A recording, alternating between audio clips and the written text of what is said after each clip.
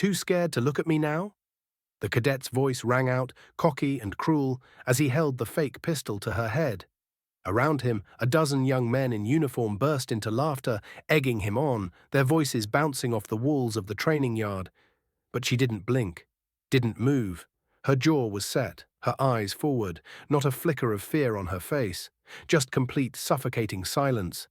And that made them laugh even harder. "Come on, she's frozen," one of them shouted. "I thought SEALs were supposed to be tough," another added. The one with the training gun leaned in close. "Look at her, all that training and she can't even handle a joke." But what none of them knew, what they were seconds away from learning, is that she wasn't frozen.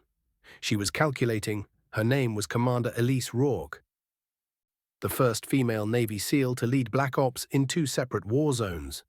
Her file was classified so deep that half the instructors didn't even know who she really was. She had been sent to this academy on temporary assignment just to observe, to blend in. No rank on her shoulder, no titles on her chest. Just a quiet presence meant to test leadership potential and expose weakness where it hides best, in arrogance. She had remained silent the entire morning, watching the cadets as they stumbled through basic tactics drills. Their form was loose, their focus sloppy, but their attitude, that was razor-sharp, smug, entitled, dangerous. And now one of them had the audacity to put a gun, training or not, to the temple of a combat-decorated SEAL, just to see if she'd flinch. So she moved. In a blur of speed so fast it knocked the air out of the crowd, Elise stepped back, twisted her body, and drove her elbow into the cadet's wrist.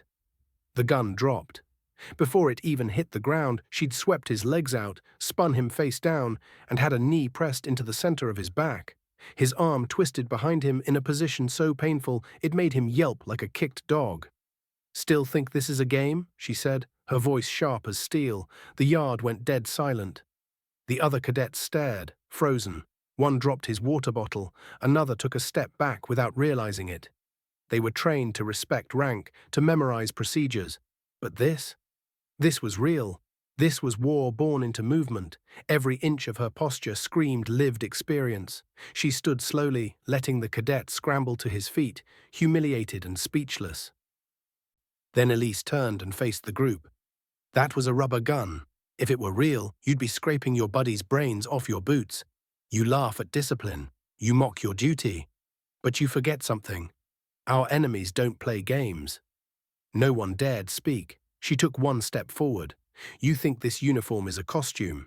You think service is a punchline. But I buried 6 brothers who wore it better than any of you ever will. And they didn't die so children could play soldier and mock the people who actually lived it." Now the cadets were shifting uncomfortably.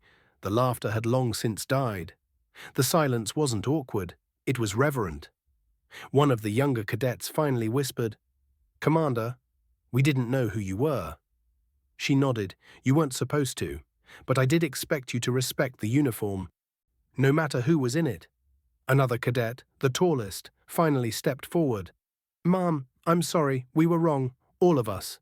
She held his gaze for a long moment, then softened. "You want to make it right?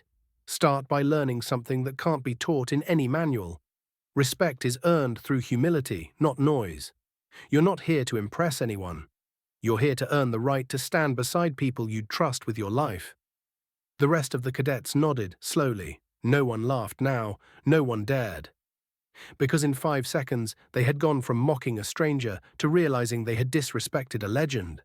That day changed the trajectory of the entire training class. From that moment on, drills were sharper. Discipline returned. They started calling her mom with sincerity. They no longer asked who she was. They focused on who they needed to become. And Elise? She never raised her voice again. She didn't need to, because they'd already heard the loudest lesson of all. Before we end this story, let us know in the comment, where are you watching from? If this story moved you, don't forget to like this video, leave a comment, and subscribe for more powerful stories like this one. You never know.